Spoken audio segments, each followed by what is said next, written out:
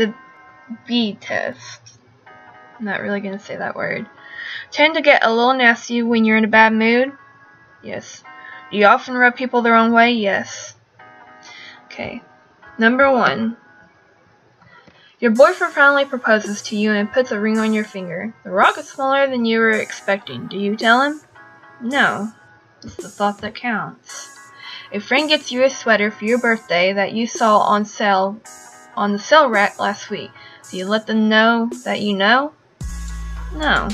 A gift is a gift. You and your lover aren't talking, but your hormones are. You have sex, afterwards do you go right back to not talking to him? Okay, 1, if you're not talking to him anyway, then you wouldn't do anything. So no. Because if you do it, then you're not mad, obviously.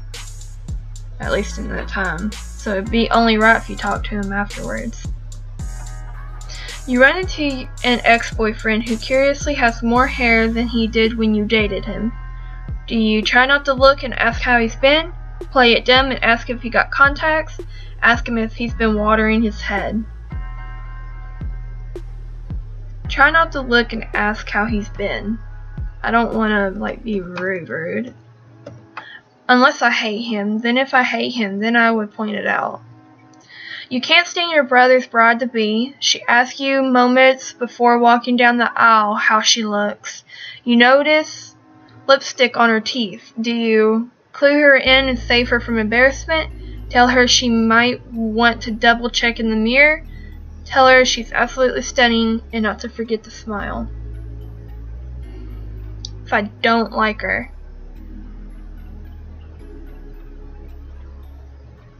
I would probably clue her in, because you only have one wedding day. Unless you get married more than once, then I don't know. Have you ever made your man cancel plans with his buddies just to make sure you're still in charge?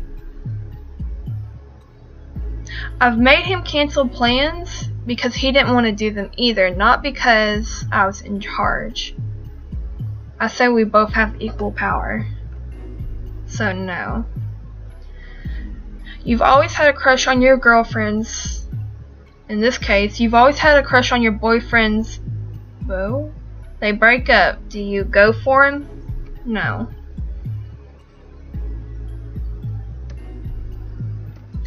Do you use PMS as an excuse for your behavior? Yes. Have you ever caused damage to an ex-boyfriend's property? No, because I do not have an ex-boyfriend. Have you ever been in a cat fight? Yes, I have.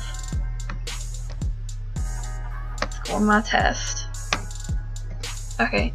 Average score is 50, my score is 25. What does your score mean? Congratulations, you have a low score on the B test and appear to be a decent person. Okay. You're not necessarily verging on sainthood, but we can safely assume that you have basic respect for others. Yes, I do. You try your best to maintain a certain level of equity and control yourself even when attempt to stab someone in the back or settle a few scores. You are able to calm yourself down and think rationally rather than giving into the first urge to attack. I usually do. I try not to attack or scream unless they provoke me or unless they're asking for it, but I'm not just gonna do it for no reason. Sure, you may slip up from time to time, but you are only human, so wear those angel wings with pride, and the world needs more civilized folk like you. That reminds me, when I was in high school, this was my senior year.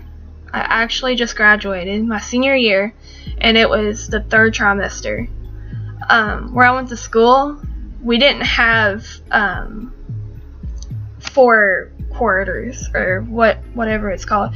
We had 3 trimesters, so we went 12 weeks and then it restarted for 12 weeks. So we had 3 12 weeks. So in the 3rd trimester, I had lunch with a whole bunch of friends that I don't surprisingly talk to no more because I think of what happened. This dude came and sat down. He was friends with them. I wasn't friends with him. I didn't know him. I don't know his name, and he was a lower classman. So when he came and sat down, he actually stand and stuff for a little while because there's no seats to who the people he's talking to.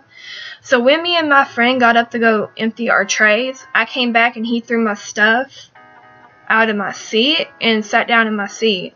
And what really bugged me was he touched my stuff. And that kind of set me off. Like, you don't touch other people's stuff. It don't matter who you are. So I started cussing him out and yelling at him. And he did not care. He was so rude. Like, he looked at me like he just don't care. He kept on talking. And then the people that I talked to was just like, why are you being so mean to him? And I'm like, because he did this and this, this, and they didn't even care. They just started talking to him again. And if somebody's being rude to you, don't automatically be rude back. Try to understand why they're being rude and try to calmly talk them down. Don't all of a sudden just snap like a lot of people do. Don't get in a fight. Don't do this and that. Try to stay calm. Keep your keep everything intact. Keep your mind intact. Just don't lose it. And especially don't throw the first punch.